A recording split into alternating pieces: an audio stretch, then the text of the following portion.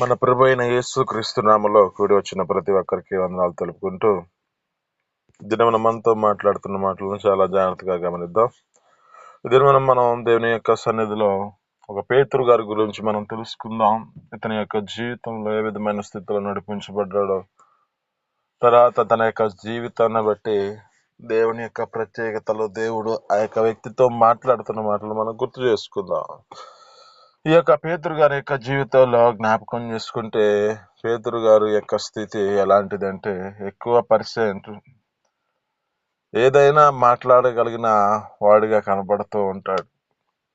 ఈ వ్యక్తిని ఏ విధమైన స్థితిలో ఉంటాడంటే, దేవుడు ఏదైనా మాట్లాడితే ఎమ్మటనే ప్రత్యుత్తరం ఇవ్వడానికి, అది మంచిదైనా కానీ ఏదైనా కానీ ఈ వ్యక్తి సాహసించి మాట్లాడేవాడిగా కనబడతాడు. ఒక దినాన జ్ఞాపకం చేసుకుంటే, దేవుని యొక్క వాక్కులు ప్రకటన చేస్తున్న ప్రభు అయిన యేసుక్రీస్తు ప్రకటన చేసిన సమయంలో అనేక మంది ఈ యొక్క విధమైన స్థితిని బట్టి, ఆయన మాట్లాడుతున్న మాటలు బట్టి కొంచెం కఠినంగా ఉన్నాయి. ఈ కఠినంగా ఉన్న మాటలు బట్టి అక్కడున్న ప్రదేశంలో వ్యక్తులందరూ, అక్కడున్న వారందరూ ఆ మార్గంలో నడవలేక వెనక్కి తిరుగుతున్న పరిస్థితి అది. అయితే ఇక్కడ ప్రభువైన యేసుక్రీస్తు ఆ శిష్యులు ఉన్న స్థితిని బట్టి జ్ఞాపకం చేసుకుంటే, మీరు కూడా వెళ్ళాలనుకుంటున్నారా అని చెబుతున్న సమయంలో ఆ యొక్క వ్యక్తి మాట్లాడతాడు. ఏమని మాట్లాడతాడంటే, అయ్యా, మేము ఎక్కడికి వెళ్ళిపోతాం అయ్యా, నీ యొద్దే నిత్య జీవపు మాటలు ఉన్నాయి అంటున్నాడు. నీ యొద్దే నిత్య జీవపు మాటలు అంటే నిత్యము జీవించగలిగిన మాటలు నీ యొద్ద ఉన్నాయి, ఇక నేను ఎక్కడికి వెళ్దును అని చెప్తూ ఆయన మాట్లాడుతున్న స్థితి కనబడుతుంది అక్కడ. అయితే ఈ యొక్క స్థితిని బట్టి జ్ఞాపకం చేసుకుంటే, ఈ యొక్క జీవితంలో నడిపించబడుతున్న వాడు ఒకనొక దినాన ప్రభువైన యేసుక్రీస్తు అప్పగించబడిన స్థితిని బట్టి ఆ దినమున ఈ యొక్క వ్యక్తితో దేవుడు ముందుగానే తెలియజేసిన మాటలు ఏమిటంటే, నువ్వు నన్ను ఎరగమని 3 మార్లు చెబుతూ, యేసుక్రీస్తు ఎవరో నాకు తెలియదని చెప్పి 3 సార్లు నువ్వు అబద్ధం ఆడతావు, కోడి కోయక మునుపే అని చెప్పి ఆ యొక్క వ్యక్తితో ప్రభువైన యేసుక్రీస్తు ముందు జరగబోయిన సంగతిని చెప్పాడు. ఇక్కడున్న ఆ స్థితిని బట్టి జ్ఞాపకం చేసుకుంటే, ఈ యొక్క వ్యక్తి ఆ ప్రభువైన యేసుక్రీస్తుని ఎరుగనని 3 మార్లు తన జీవితంలో చెప్పిన వ్యక్తిగా కనబడుతూ ఉన్నాడు. తర్వాత తన జీవితంలో జ్ఞాపకం చేసుకుంటే, ఆ ప్రభువైన యేసుక్రీస్తు తన జీవితంలో ఒక ఆత్మచేత నింపబడినప్పుడు ఇతడు విద్దలేని పామరుడని గ్రహించిన వారు అనేక మంది విభ్రాంతికి కారణమవుతుంది. అంటే అది ఆయన యొక్క జీవితంలో ఆత్మచేత నడిపించబడి తన జీవితాన్ని నడిపించుకున్నాడు కనుక, తన యొక్క స్థితిని బట్టి ఏమీ చదువుకోనివాడు కానీ దేవుని యొక్క సన్నిధిలో ఆత్మచేత దేవుని యొక్క మార్గంలో బలమైన వాడుగా మార్చబడిన వాడుగా కనబడుతూ ఉంటాడు. దీనిగా మనకు జ్ఞాపకం చేసుకుంటే ఒక విషయాల్లో మనం గుర్తు చేసుకుందాం. యోహాను సువార్త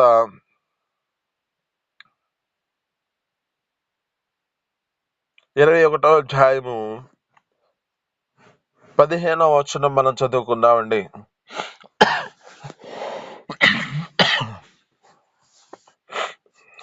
యోహాను సువార్త 21వ అధ్యాయము 15వ వచనం.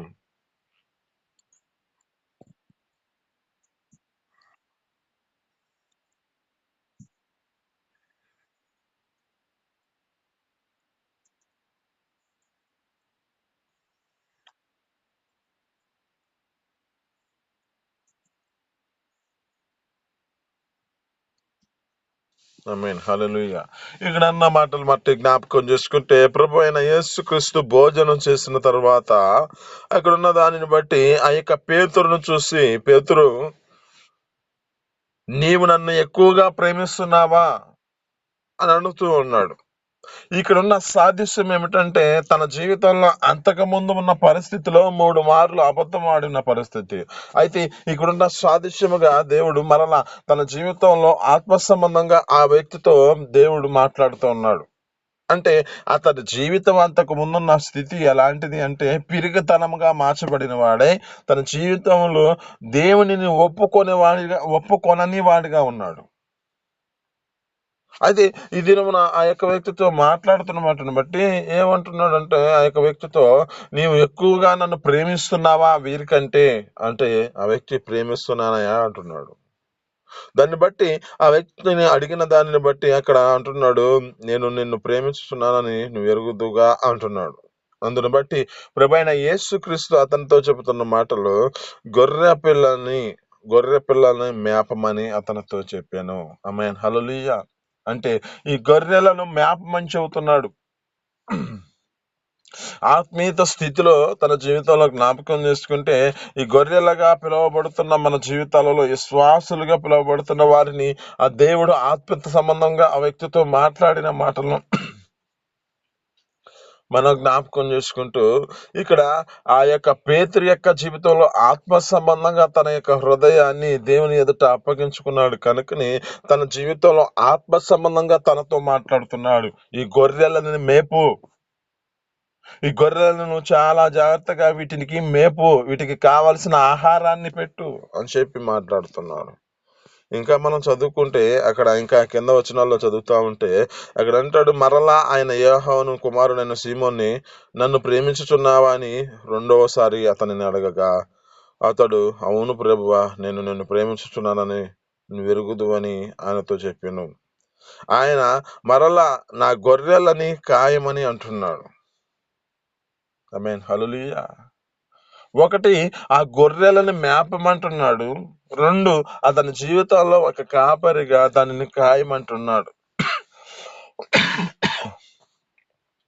అంటే అంతకు ముందున్న స్థితిలో అతడు 3 మార్లు అబద్ధం ఆడిన పరిస్థితిలో దేవుడు ఆ యొక్క జీవితాన్ని ఆ విధమైన స్థితిలో అప్పగించిన పరిస్థితి కనబడుతుంది. ఆ యొక్క వ్యక్తి ప్రత్యేకపడుతూ హృదయాన్ని, నిన్ను ఎరగినందుకు నా జీవితంలో ఈ విధమైన స్థితిలో కలిగి ఉన్నానని హృదయంలో తన జీవితంలో ఆవేదన చేత వేడుస్తున్న పరిస్థితి కనబడుతున్నా, ఈ దినమున అయితే ఆ యొక్క పరిస్థితిని జ్ఞాపకం చేసుకుంటే ఈ యొక్క మాటలను బట్టి తన జీవితంలో 2 మాటగా తన జీవితంలో మాట్లాడుతూ ఉన్నాడు. ఒకటి, నా పిల్లలను, గొర్రె పిల్లలను మేపమన్నాడు. ఇప్పుడు అంటున్నాడు, నా గొర్రెలని కాయమంటున్నాడు. అవి ఏడకి వెళ్లకుండా, అవి ఎక్కడికి ఏ ప్రాంతానికి తిరగకుండా, వేటికి అపవాది చేతికి చిక్కకుండా వాటిని కాయి అంటే తన జీవితంలో వాటికున్న ఆ స్థితిని బట్టి వాటన్నిటిని జాగ్రత్తగా కాయమని చెబుతున్నాడు. మరి మూడవసారి జ్ఞాపకం చేసుకుంటే, మూడవసారి ఆయన యాహోను కుమారుడని పిలిపించి ఆ యొక్క సీమోను పిలిచి ఆ యొక్క వ్యక్తితో మాట్లాడుతున్న మాటను బట్టి ప్రేమించుచున్నావా అని అతను అడిగింది. నన్ను ప్రేమించుచున్నావా అని మూడవసారి తను అడిగినందుకు పేతురు ఎసనపడి, ప్రభువా, నీవు సమస్తం ఎరిగిన వాడు, నిన్ను ప్రేమించుచున్నానని నువ్వు ఎరుగుదు అని ఆయనతో చెప్పాను. యేసు, నా గొర్రెలను మేపుము, నీవు యవ్వనుడవై ఉన్నప్పుడు నీ అంతట నీవే నడుము కట్టుకొని నీకిష్టమైన చోటుకి వెలుచుంటివి. నీవు ముసలవాడివైనప్పుడు నీ చేతులు నీవు చాచుదువు. వేరొకడు నీ నడుము కట్టి నీకిష్టము కాని చోటికి నిన్ను మోసుకొని పోవునని నీతో చెబుతున్నానని చెప్పి నిత్యముగా చెప్పుచున్నానని అతనితో మాట్లాడుతున్నాడు. అయితే ఇక్కడున్న మాటలను బట్టి జ్ఞాపకం చేసుకుంటే ఇతనితో దేవుడు ఏం మాట్లాడుతున్నాడు అంటే ఇక్కడ 3 విధాలుగా తన జీవితంలో మాట్లాడుతున్న స్థితి కనబడుతుంది. నువ్వు నన్ను ప్రేమించుతున్నావా అని అడుగుతున్నాడు. ఈ యొక్క వ్యక్తి ఏ విధమైన స్థితిలో అడుగుతూ ఉన్నాడో, ఏ విధమైన స్థితిలో నడిపించబడ్డాడో తన జీవితాన్ని గుర్తు చేస్తూ ఉన్నాడు. అంటే ఇక్కడున్న ఇతని జీవితంలో ప్రేమించుచున్నాడో లేదో దేవుడు ఆ యొక్క వ్యక్తిని పరీక్షిస్తున్న పరిస్థితి కనబడుతుంది. ఇది నీతో మాట్లాడుతున్న మాటలు బట్టి ఇంతకు ముందు నా జీవితంలో ఆ ప్రభువైన యేసుక్రీస్తుని నడిపించబడ్డా దేవుని యొక్క సన్నిధిలో ఆయనని ఎరగననే పరిస్థితిలో మన జీవితం నడిపించబడి ఉండొచ్చు. కానీ ఇప్పుడు ఆయన అంటున్న మాటలను బట్టి, నీవు నన్ను ప్రేమించుచున్నావా, అయితే నువ్వు ప్రేమిస్తున్న స్థితిని బట్టి నా గొర్రె పిల్లల్ని కాయి, మేపుము అని దేవుడు మనతో మాట్లాడుతున్న మాటలను బట్టి, వీటి విషయాల్లో మన జీవితాల్లో ఏ స్థితిలో ఉన్నామో, వేటి వేటి అనేక పరిస్థితుల్లో మన జీవితాలు నడిపించబడుతున్నాయో, అయితే ఆయనను మనం ప్రేమించిన మన జీవితాలలో ఆయన ప్రతిదీ మన ద్వారా ఆయన మన పట్ల ఉన్న ఈ యొక్క కార్యాలన్నింటినీ సఫలపరచాలని ఆశపడుతున్నాడు. అయితే ఈ యొక్క గొర్రెల కాపరిగా ప్రభువైన యేసుక్రీస్తు నడిపించబడిన స్థితిని బట్టి, ఈ దినంలో మన జీవితాల్లో కూడా ఒక ప్రత్యేకమైన స్థితిలో మనల్ని కూడా ఒక కాపరులుగా చేయబడాలని ఆశపడుతూ ఉన్నాడు. అంటే ఈ కాపరి అంటే దేవుని యొక్క సేవకుడిగానే నడిపించబడిన వ్యక్తి కాదు. ఆ యొక్క దేవుని యొక్క సేవకుడిగానే కాపాడిగా మార్చబడిన వాళ్ళు కాదు. మన జీవితాల్లో ఉన్న మన యొక్క స్థితిని బట్టి, మనకున్న కుటుంబాలను మనం కాపాడుకుంటూ, మన జీవితాలను నడిపించుకుంటూ, వాటిని మనం దేవుని యొక్క విషయాల్లో ఆ యొక్క మేపే విధమైన స్థితిలో మన జీవితాలను, వాటిని మనకున్న ఈ కుటుంబాలను, మనం ఉన్న ప్రాంతాలను దేవుని యొక్క సన్నిధిలో దేవునికి అప్పగించేవారుగా మనం మార్చబడాలి. ఆమేన్, హల్లెలూయా. అంటే దేవుని యొక్క సేవకులే చెప్పాలి కదా, దేవుని యొక్క సేవకులే కాపరులుగా మార్చబడాలి కదా. అంటే ఇక్కడ దాని యొక్క విషయంలో మన జీవితాల్లో జ్ఞాపకం చేసుకుంటే, ఆ ప్రభు అయిన యేసుక్రీస్తుని ప్రేమించిన ప్రతి ఒక్కరి జీవితాలలో ఆయన అంటున్న మాటలు ప్రత్యేకమైన మాటలు. మనము వాటిని మేపేవారిగా, వాటిని మనము కాసేవారిగా, ఆ దేవుని ఎదుట మన జీవితాలను వాటిని దేవునికి అప్పగించే విధంగా వాటిని మనం నిలబెట్టేవారుగా మనం మార్చబడాలి. అందుకే అంటాడు, జ్ఞాపకం చేసుకుంటే సామెతల గ్రంథంలో అంటాడు 31వ అధ్యాయంలో చివరి వచనాల్లో జ్ఞాపకం చేసుకుంటే ఏమంటున్నాడంటే,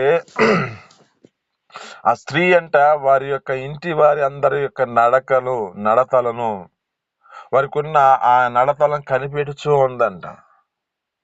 ఈ కనిపెట్టడం ఏమిటి?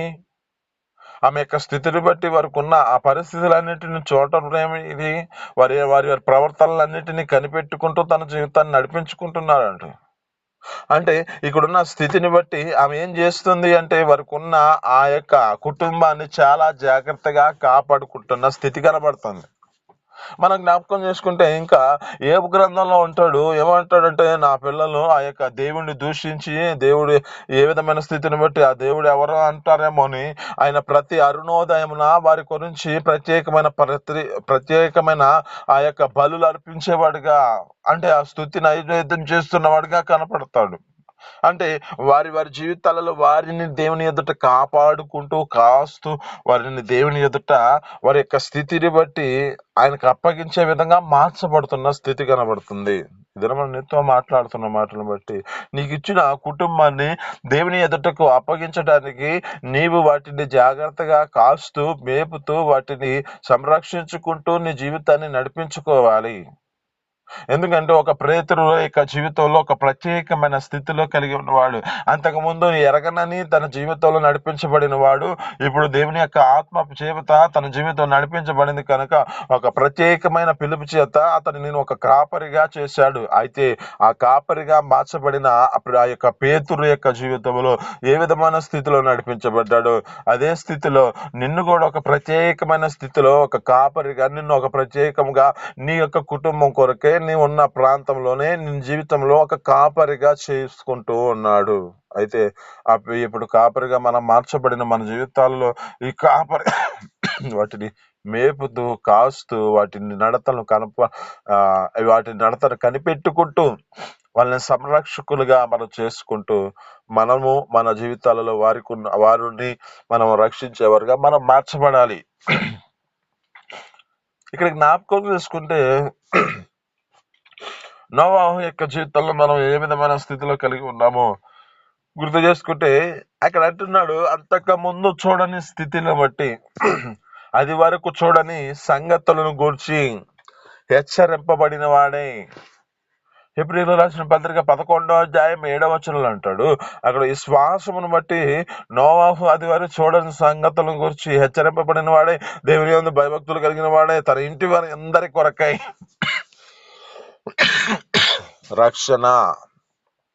రక్షణ అనే ఓడను సిద్ధం చేసుకున్నాడంట. ఈ రక్షణ వాడను సిద్ధం చేసుకుంటూ తన జీవితంలో నడిపించబడ్డాడు అంటే తన కుటుంబాన్ని తను రక్షించుకునే విధంగా మార్చబడ్డాడు. ఏ విధమైన స్థితిలో నడిపించబడ్డాడు అంటే తన మార్గము ఎలాంటిది అంటే నోవాహు తన జీవితంలో ఆ తరములో నీతిమంతుడిగా ఉన్నాడంట. ఆ తరములో దేవుని యొక్క కృపను పొందుకున్నవాడిగా కనబడుతున్నాడంట.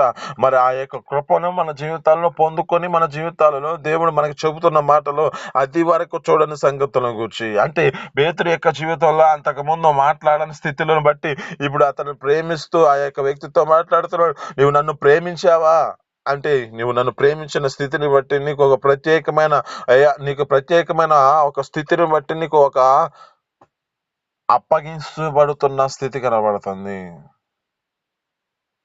ఈ యొక్క నోవాహు జీవితంలో ఎంతగా కష్టపడ్డాడో, ఎంతమందో ఎగతాళి చేసి ఉండొచ్చు, ఎంతమందో హేళన చేస్తూ ఉండొచ్చు. జలపల్లమే అంట వచ్చి మునిగిపోతారంట అని ఈ యొక్క భూమి చేత ఈ యొక్క ఉగ్రత వస్తుందని చెప్పి ఆ మాట్లాడుతున్న మాటలను బట్టి అనేక మంది హేళన చేస్తూ ఉండొచ్చు. కానీ తన జీవితంలో తనకిచ్చిన దేవుడిచ్చిన మార్గంలో వాటిని సిద్ధపరుస్తున్నాడు. వాటిని చాలా జాగ్రత్తగా కాయాలని, వాటిని జాగ్రత్తగా మేపాలని, వాటిని ప్రత్యేకమైన స్థితిలో రక్షించాలని దేవుని యొక్క ప్రణాళిక చేత ఆ వ్యక్తి ఆ ఒక సిద్ధపరుస్తున్న రక్షణ అనే వాడను సిద్ధం చేశాడు. కనుకనే తన కుటుంబాన్ని రక్షించి తన కుటుంబాన్ని ఆ దేవుని ఎదుటకు తీసుకెళ్లి తన జీవితంలో ఒక ప్రత్యేకమైన స్థితిలో జ్ఞాపకం చేసుకుంటే ఈ రక్షణ అంటే వాని యొక్క జీవితంలో ఇక్కడున్న స్థితిని బట్టి అనేక మంది ఉగ్రత పాలయ్యారు. కానీ ఆ దేవుని యొక్క సన్నిధిలో వీరు ఆ బాప్తిస్మ పొందిన వారిగా సాదృశ్యంగా కనబడుతుంది ఈ రక్షణ విషయంలో. ఇది అంతా ఎవరి ద్వారా అంటే నోవాహు తను చేసిన దేవుని యొక్క సన్నిధిలో తన జీవితంలో భయభక్తులుగా అడగవాడి తనకు అప్పగించిన పనిలో నమ్మకంగా చేశాడు. కనుకనే తన జీవితంలో ఉన్న వారికి కాపరిగా, వారి యొక్క కుటుంబానికి రక్షించుకునేవాడిగా, ఒక కాపరిగా మార్చబడిన వ్యక్తిగా కనబడుతున్నాడు. దినము నీతో మాట్లాడుతున్న మాటలు బట్టి, నీ స్థితిని బట్టి, నీకున్న ఆ కుటుంబాన్ని నీ రక్షించుకునే విధంగా నీవున్న ప్రాంతంలో అనేక మందిని నువ్వు ఒక దేవుని వైపు వారిని ప్రత్యేకమైన స్థితిలో నడిపిస్తూ వారిని కాపరిగా మేపునట్లుగా, కాపరిగా కాయినట్లుగా, కాపరిగా వాటిని రక్షించినట్లుగా నీ జీవితంలో త్యాగం చేయాలి. నీ సన్నిధిలో ఆయన సన్నిధిలోనికి వచ్చిన నీ జీవితంలో అంతకుముందు ఉన్న స్థితి వేరు, అంతకుమున్న మార్గం వేరు, ఇప్పుడున్న ప్రత్యేకమైన స్థితి వేరు. నీ జీవితంలో ఇచ్చిన ఈ యొక్క ధన్యతను బట్టి ఆ దేవుని ఎదుట నీవు అనేక మందిని రక్షిస్తూ అనేక మందికి నువ్వు ఒక మాదిరికరంగా జీవించి నీ స్థితిని బట్టి ఆ ప్రభువైన యేసుక్రీస్తు ఎదుట మనం ఒక దినాన మనం అనేక మందిని త్రిప్పి దేవుని ఎదుటికి అప్పగిస్తే ఆయన అంటున్న మాటలు మనకు జ్ఞాపకం చేసుకుంటే దానియేలు గ్రంథం 12వ అధ్యాయం 3వ వచనంలో అంటాడు. ఒకసారి చదవండి త్వరగా ఎవరు. దానియేలు గ్రంథం 12వ అధ్యాయము 3వ వచనం.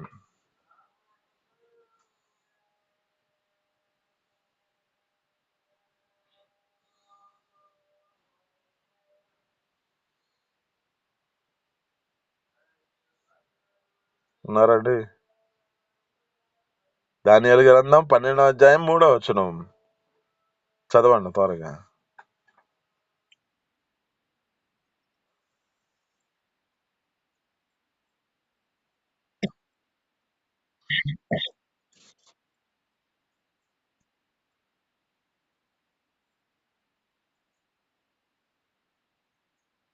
ఆమేన్, హల్లెలూయా. ఇక్కడున్న మాటలు బట్టి నీతి మార్గమున అనేకులు ఎవరు త్రిప్పుతారో వారు ఆకాశపులో నిరంతరం ప్రకాశించు నక్షత్రాల వలె ఉంటారంటుంది. అంటే ఈ నిరంతరం ప్రకాశించు నక్షత్రాల వలె మనం మార్చబడాలి. ఈ యొక్క నీతి మార్గమున అనేకులను త్రిప్పి దేవుని ఎదుటకు వారిని మనం కాస్తూ కాపాడుతూ వారిని రక్షిస్తూ ఆ దేవుని యొక్క సన్నిధిలో అప్పగించేవారుగా ఆ నీతి మార్గమును నడిపిస్తే మనం ఆకాశంలో నిరంతరం ప్రకాశించు నక్షత్రాల వలె మనల్ని చేయాలని ఆశపడుతూ ఉన్నాడు.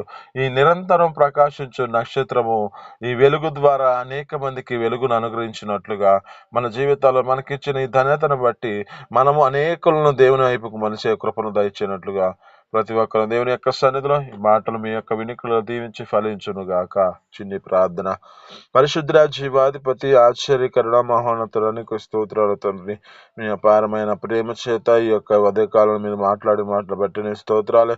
అయా నా తండ్రి ఈ దినము నా తండ్రి ఒక ప్రత్యేకమైన అయా నా తండ్రి ఒక పేతురు మీరు తెలియజేశారు. నా తండ్రి తన జీవితాల్లో అయా మొదటి స్థితిలో నిన్ను ఎరగనని తన జీవితాన్ని నడిపించుకున్నాడు. కానీ అయ్యా నా తండ్రి తర్వాత తన జీవితంలో అయ్యా నువ్వు నన్ను ప్రేమిస్తున్నావంటే అయ్యా నేను ప్రేమిస్తున్నానని చెప్తున్నప్పుడు అయ్యా ఒక కాపరిగా నా తండ్రి ఆ యొక్క వ్యక్తికి నా తండ్రి ఒక బాధ్యతలను అప్పగించుకునేవాడుగా అయ్యా నిన్ను కాసి అయ్యా నా తండ్రి ఆ యొక్క ప్రజలను గొర్రె పిల్లలను కాయమంటున్నావు, వాటిని మేపమంటున్నావు, అటు స్థితిలో వాటిని రక్షించమంటున్నావు, అటు కృపను అనుగ్రహించి అయ్యా మాకిచ్చిన ధన్యతను బట్టి మేము అనేకులు నీ వైపుకు తిప్పుతూ వారిని కాపాడుతూ నీకు నా తండ్రి అప్పగించే కృపను మాకు దయచేయమని, నీకే మహిమ ఘనత ప్రభావాలు తెచ్చుకోమని యేసు పరిశుద్ధ నామములో అడిగి పొందుకొని జీవిస్తున్నాం తండ్రి.